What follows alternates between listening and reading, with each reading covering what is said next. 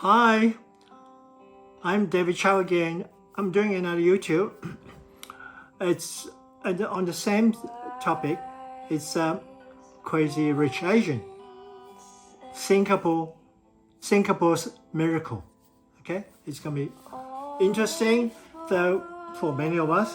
So get right into it, but watch right to the end of it. You find something hopefully interesting for you as well. So, well, this is the song from Crazy Rich Asians. It's called "Can't Help Falling in Love." It's a lovely movie. It's a lovely song. So it's very sentimental, romantic, emotional movies. It's very sad sort of a movie, and well, anyway, I'm sure many of you have seen it before, so I don't need to get into it. But the title itself is it's kind of relevant to Singapore because basically a lot of the scenes and the story is actually based on Singapore. The author is Kevin Kwan. It's originally from Singapore anyway. Anyway, I'm not going to get right into it because I'm sure you have seen it. I'll talk about it. I did talk about the movie a couple of months ago. So, well, a couple of weeks ago, I come across a YouTube by this. I think it's a Englishman, a British national. He sort of went for a trip for 3 months in Southeast Asia. I think I'm going to stop that. And he went with Southeast Asia, Hong Kong, Japan, and China, and went back to England and did a YouTube on specifically one on Singapore, but about half an hour. But most of his content is basically he's very kind of I use the one side. He basically say the success story of Singapore. Obviously, Singapore has become a modern. I use the word futuristic. Modern city, a country, and in his opinion, solely based because of British or English colonization. And the British left with a good kind of government legacy of English legal network, the English language, and the Western idea, Western thinking, and he hardly mentioned any of the contribution made by the local population. So I found that's kind of that's only one side of the story. So I'm going to do hopefully not going to be a long video on my side of the story, and from someone's actually born in Singapore, studied in Singapore, and came after 4 years in high school in Singapore, come to Australia and completed my civil engineering degree here in Melbourne. So and since then worked as many years as civil engineer here, but for many years, but Melbourne is our home now, for many years. But I like to give my perspective. I'm sure I'm qualified to make that kind of give my opinion on this topic. Yes, the five reasons why the success story of Singapore. The 5 reasons. Number 1 is geographical location. Very strategic geographical location. Singapore is right at the sort of a tip of Malayan Peninsula, and it's one side Strait of Malacca, which is where, and then South China Sea, and on the other side, and I believe that there's one third of the world trade is passed through Strait of Malacca, and which they go up to well, from Strait of Malacca, South China Sea, well, destination obviously is China, Hong Kong, South Korea, and Japan, isn't it? So and reverse, which they bring in the manufactured goods from, or machinery, high-tech sort of stuff from Europe, Germany, France, England, and then petroleum from petroleum from Middle East to East Asian country, and the reverse, East Asian country from China, Japan, Korea, Hong Kong, Taiwan, and ships a lot of the manufacture products like car, the whole lot of things, through Strait of Malacca to Europe. And Singapore is occupied a very strategic location. That's where in the middle of this. So most of the sea container ship will go past Singapore, or most of them was docked in Singapore and offload some of the goods, before they head off to the east, and also petroleum. So Singapore itself, the Singapore port has traditionally has always been a very important port, for transfer of goods and material and sort of thing for many years. But now, if you don't know, Singapore ports currently in this couple of years is the second busiest port in the world, just behind Shanghai, China. I mean, China's got 1.4 billion people, and Singapore has got roughly 5.8 million people. So Singapore port is kind of not bad. Number two, in terms of into the container tonnage, and okay. So geographical location is very important, as well as like we talk about communication, and themselves in the flight path. From Australia, go to Europe. Well, Singapore it's kind of, may not be halfway, but it's about maybe 1/3 of the way. It's a convenient place to stop over before they head off to Europe or UK. So even from that point of view, in terms of air transportation, Singapore is a very convenient place to stop over. So basically, it is. So that is reason number one, the Singapore success story. And number two, I would say the population of Singapore, the component. Even though other sort of other reviewer, somebody never touched it.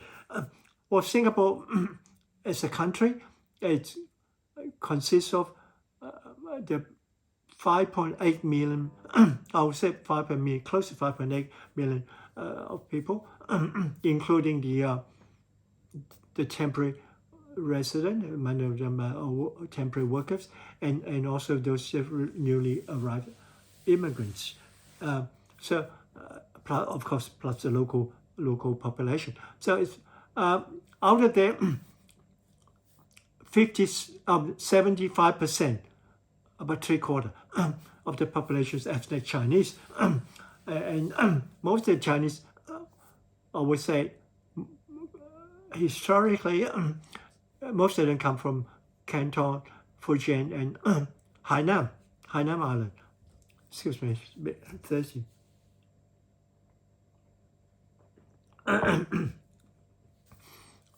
For 50, 100 years or 200 years. So many Singaporeans, the one their second, third, or fourth generation, and lately they are sort of into Southeast Asian migration from Indonesia, Malaysia. Chinese from Indonesia and Malaysia also been attracted to Singapore, being a big city and employment. So yeah, so that's 75% population ethnic Chinese, and the remainder, it's 14%, I think 14 or 15% of Malays, and of course the Malays would, if some of them obviously a small proportion that will look, originally the Malays a small population. Later on, a lot of the population come from Indonesia and Malaysia as well. So, and the third sort of category is Indian, about 9%. Most of the Indian are Tamil. They come from southern part of India, so it's about 9%. So, and the rest, I think 1 or 2%, it's Eurasian or any other race. So yeah. The population, we also grouped together. I mean, a lot of Chinese immigrants, as well as Indian and Malays, particularly Chinese. They most of them, hardworking when they first came to Southeast Asia. Nanyang, we'll call it Nanyang. When you come to Singapore, many of them sort of, from a poverty-stricken sort of part of China, from Canton, Fujian. So, and they had started with a very in a poor sort of background, but they obviously work hard and build up the foundation with family, and later on been successful. So that's So the modern day of Singapore, the success story of Singapore is by the hard work of the people. Doesn't matter whether Chinese, Indian, or Malays. Of the sweats and labor building up the country. So, as well as with the modern thinking idea from the West, English language, obviously it's a very important. It's the knowledge of English language, as well as the Singapore, the legal system and the government has been based on the British system. So we inherited that. So there is a major part of the equation of the Singapore success story. Okay, the third reason I'll put down is Singapore has got very visionary leaders. Sorry.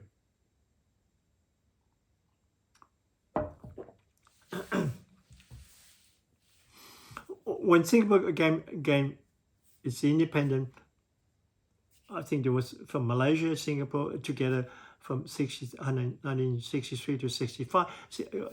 Singapore separated from Malaysia in 1965, and the first Prime Minister and the late Prime, it's our late Prime Minister Lee Kwan Yew. He was a very visionary leader. I mean, he was trained as a lawyer from Cambridge. I think it's from Cambridge, and that's where he worked as well. Both of them are lawyers, and they had top class honor, and came back to Singapore and started the People's Action Party, and we call it PAP. At the time, so when independent, he became our founding father, we call it, and the first prime minister of Singapore. He and his team of ministers and top bureaucrat. They had they had a great idea and vision, and the first thing I would say the most important factor is they would like they see that every Singaporean citizen should have a roof over their head, So in the 60s, starting in the late 60s and 70s, they have a department called HDB, Housing Development Board, and they built all this multi-story satellite town in different parts of Singapore, and the township is integrated in, obviously for residents, and they be integrated with food court, grocery, supermarket, recreation, childcare, and area for entertainment, for relaxed people, a garden. So it's a really top class sort of like ideas, town planning, the best town planning in the world. I believe there's a lot of expert from other countries coming came to Singapore, or even coming to Singapore to learn something about Singapore's success in the housing. Singapore has got about, I believe it's almost close to 90% of the population has got home ownership, almost 90%. I think about 87 or 88%. And Australia is, in Australia, it's only 65%. So basically, 35% of population in Australia is renting. So, compared to a small island in Singapore, Singapore Island is only 730 square kilometers, and Singapore is the government able to provide housing for all the working population. Anyone who work after 3 or 4 years, they can get a loan from the it's kind of, we call it superannuation fund, but in Singapore CPF, Central Provident Fund. So any working population, Singapore citizen can get a loan and put it in as a deposit for one of those HDB flat or apartment. Obviously, there is an income limit. Obviously, beyond certain income, you'll be your income too high. You can buy it privately, in a private housing. So, and I think 80% of the Singapore population is actually live in this HDB apartment. And this HDB, I need to talk a bit more. I know it take a bit time consuming. HDB apartments, especially those recently constructed, like in Punggol and Xinjiang, and new Jurong Township and the new area. Even the old one, they're very spacious, 2, 3, 4 bedroom.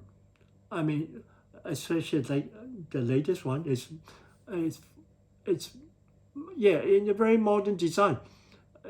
Kitchen, bathroom, toilet, some with balcony, living room, dining area. It's very spacious. It's not we'll call it shoebox, size apartment. No, it's not. Never. So Singapore citizen who live, and they got, it's a price. The government control. It's got to control the price. I think it's between 300 to 500,000. So in the range, because obviously, if you let the market to determine the price, will go up. Like the private, a lot of if you purchase a private resident like condominium or something with 2 or 3 million, obviously, that is not what the government's idea. So so from that point you can see that the government is working for the people there, but by providing a home, everyone's got a home, everyone has got a home ownership in where they live. That is to me, that is the ingredient of the success of a country. That's the most important. There's a lot of other things we can talk about. MRT sort of integrated with MRT integrated with the township, bus transportation, and telecommunication, IT, Wi-Fi. We can talk. We can talk about another 2 hours. So I think the visionary leader, right from beginning, our late Prime Minister Lee Kwan Yew, he's considered the world top Prime Minister at the time, and later on we have Premier Goh Chok Tong, and then the current Prime Minister Lee Hsien Loong. They're all very capable, talented leader. That's why they've been chosen as a Prime Minister in Singapore. So, I'm going to quote one of the Mr. Lee Kuan Yew's saying. He said, leadership is not about vision and good ideas. It is also about making people believe in it, because people need to believe that they can achieve it. They believe in the idea, not just having an idea. How many people in the West have an idea? They talk, but population say, I will believe it when I see it when I believe it. So, the next, yes, and Singapore also is considered to be one of the most successful multicultural, multi-racial country in the world. It's it's like similar to Australia, New Zealand, So here we are. The factor number 4, I'm going to cut it very quick. Singapore is got a bilingual education. So the whole idea is English forming as a major common language. Since Lee Kuan Yew's time, I think the education they have decided English will be a common language to unite the local Chinese, Malays, Indians, or anyone else. So everyone has got a common language, communicate in English, and then you can have, if you're Chinese background, you can we call it bilingual education. They would have English as a major. It's a major school instruction medium, and then Chinese with the second language. But you're Malays, you'll be having English and Malay. If you're Indian, you'll be English and Tamil. So that by doing that, the country preserve its tradition, preserve its cultural identity as well, so that you don't forget your mother tongue. So I think in any in any body language that's there is I think that obviously there are people might object to it, but I think that is the most practical way of unity, unity to diversity, or diversity in unity. You get everyone united, even though you maintain your own cultural identity. Yeah, I think that's very important, and that's one that contributed to one of the success stories. The fifth one, I put it in because a lot of the so-called experts on this, they previously they haven't put this. I think the fifth reason, I think that's a big sort of what we're getting a business, the wealth from a super rich wealth from China invested into Singapore. That's to me that is a fifth reason. We have read about many of the billionaires, mega rich from China, even middle class Chinese from China, Hong Kong, Taiwan. They all sort of wanted to migrate to Singapore. They want to get the residency, will become a resident in Singapore. In the last 2 or 3 years, Singapore is well, on the red, the TV has become a hotspot for the, especially from the wealthy rich from China. So I mean, apparently, well, in the latest Forbes magazine, FYB Forbes magazine, 4 of the 10 richest or billionaire richest Singaporean or population in Singapore, 4 out of 10 are actually mainland Chinese. They were born in China. Quickly, well, we got the owner of the TikTok. I mean, that's the current news about TikTok, isn't it? And the parent company ByteDance. I believe that.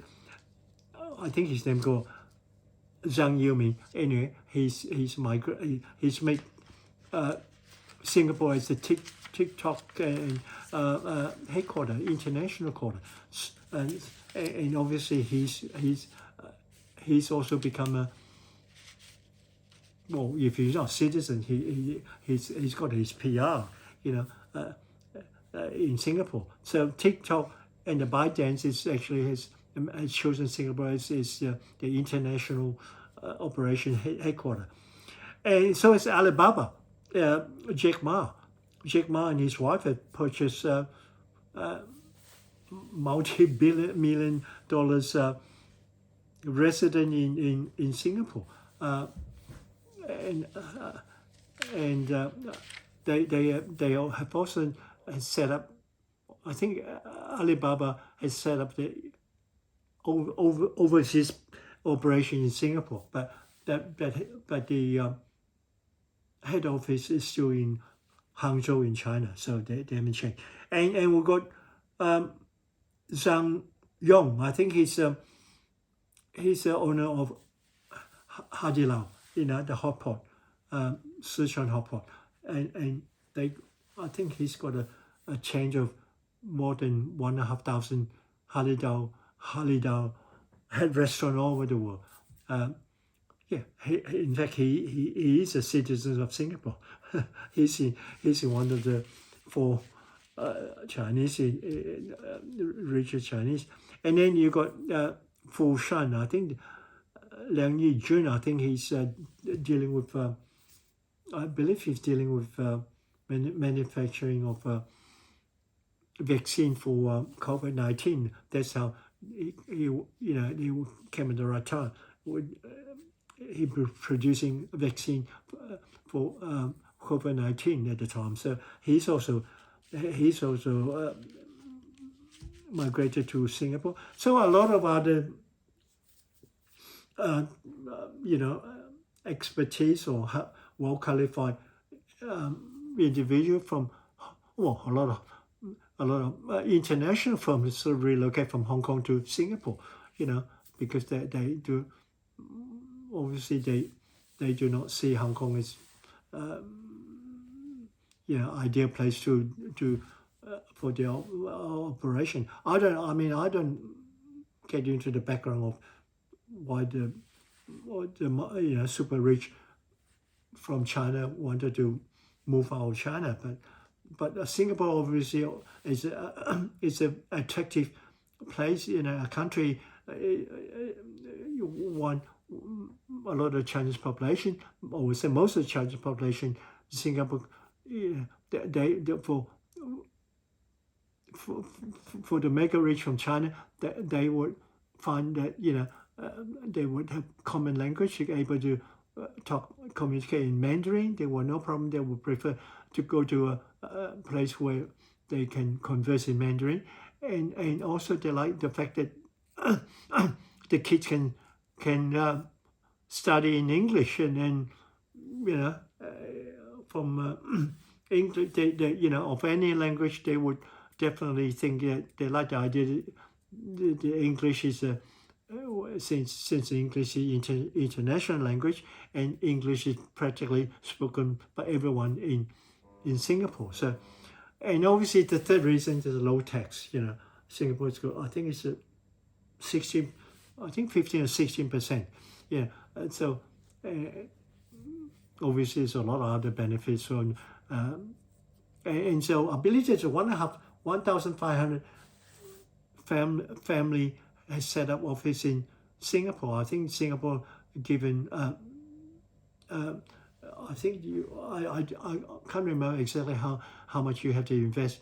You bring from overseas. I think something like one or 200 million, and you can settle your family office in Singapore, and you'll be granted residency. So okay, anyway, I think that's about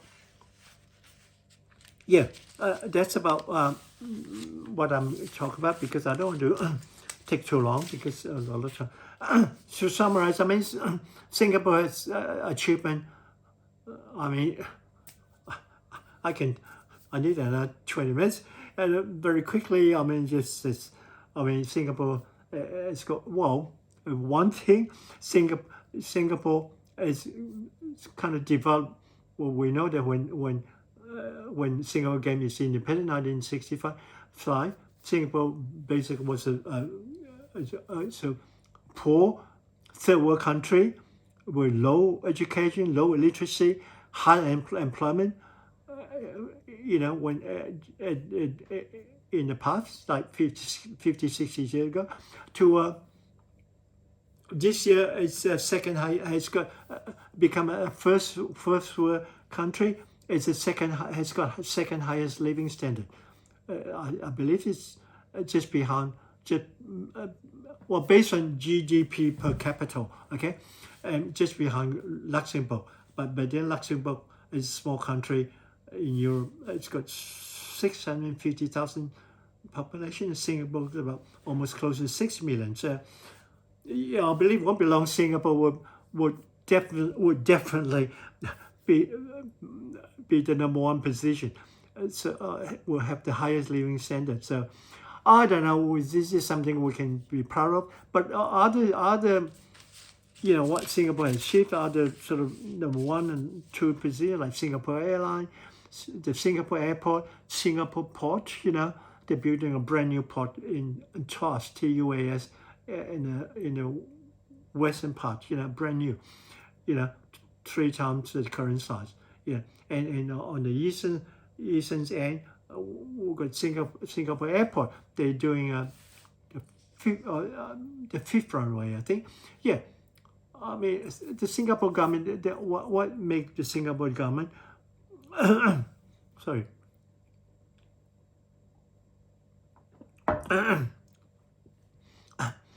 the government has got, is obviously is been ruled by one party, PAP. So there's kind of there's political stability. So, and they can have long-term planning. So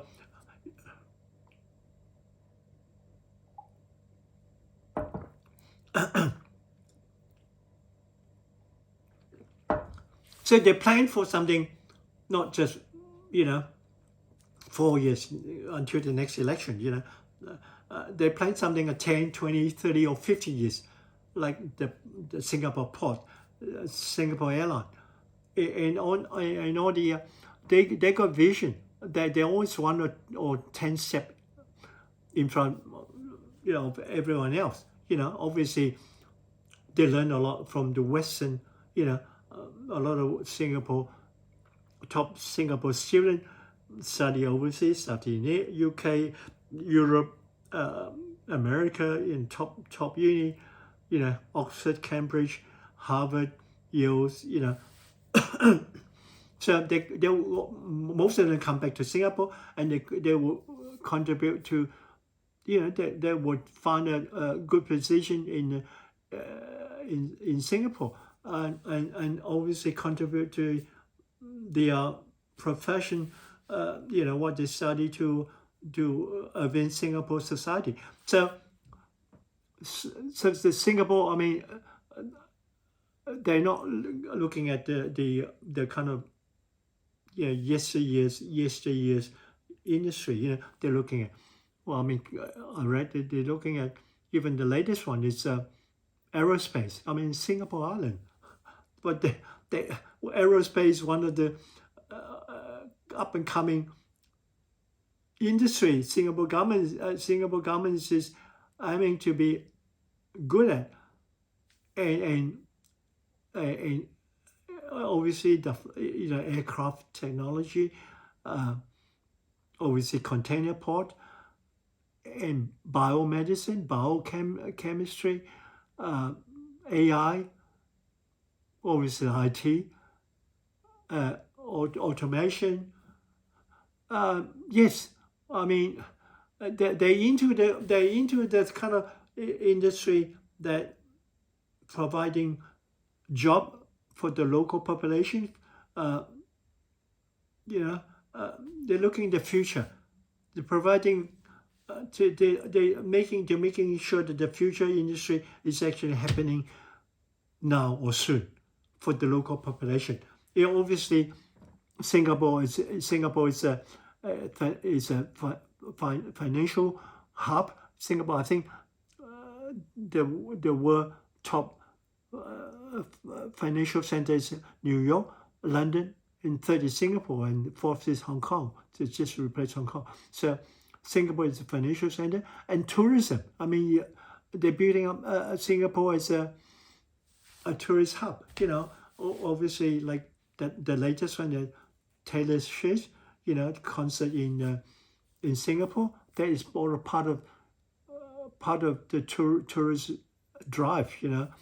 And I can do another YouTube on Taylor Swift. That shows that Singapore government has got long-term planning. They already talked to Taylor Swift's agent like more than 12 months ago. In fact, they sent a minister to LA to sign the contract more than a year. I mean, well, the joke is the Hong Kong, some Hong Kong resident asked the chief minister, how come we don't get the Taylor Swift? And his reply said, well, I don't have her phone number. Oh my gosh, that is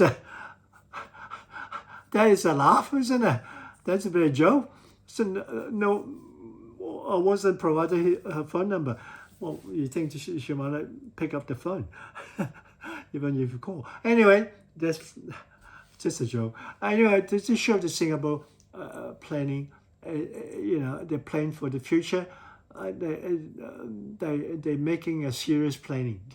So anyway, I think I'm going to stop here. Otherwise, it will be too long, and I'll get back to.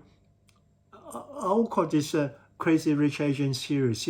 I'll probably have another one on Malaysia, on China, on Asian Australian, on Southeast Asia or Southeast Asia, the Chinese business network, whatever.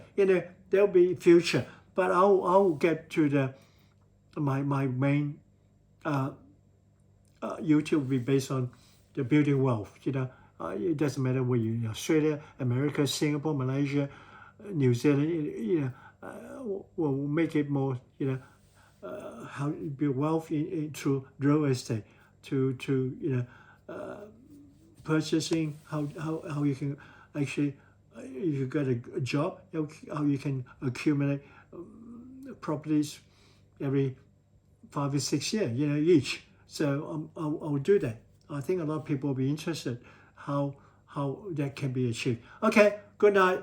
Oh yeah, before I go, please please subscribe, and if you like the content, and please give me a subscribe, press the button, and please give me a thumb up, and please give me some comment, well done, or or if I make some error or something missing, you can please give me some comment. So that I can improve. So we can all learn something about it. So I need some comment, and please forward my YouTube to your friends, family, your club, or saying I really need to any of your friends who may be interested. Please, that would be most appreciated. I really need to build up this YouTube.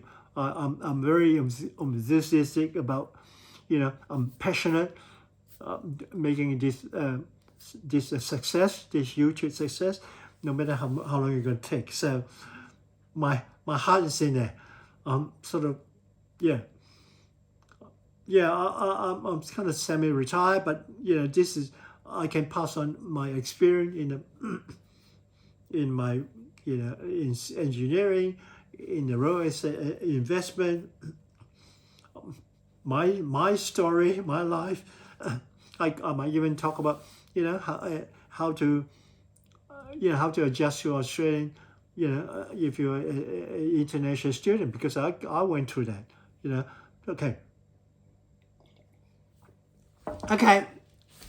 Okay, good night.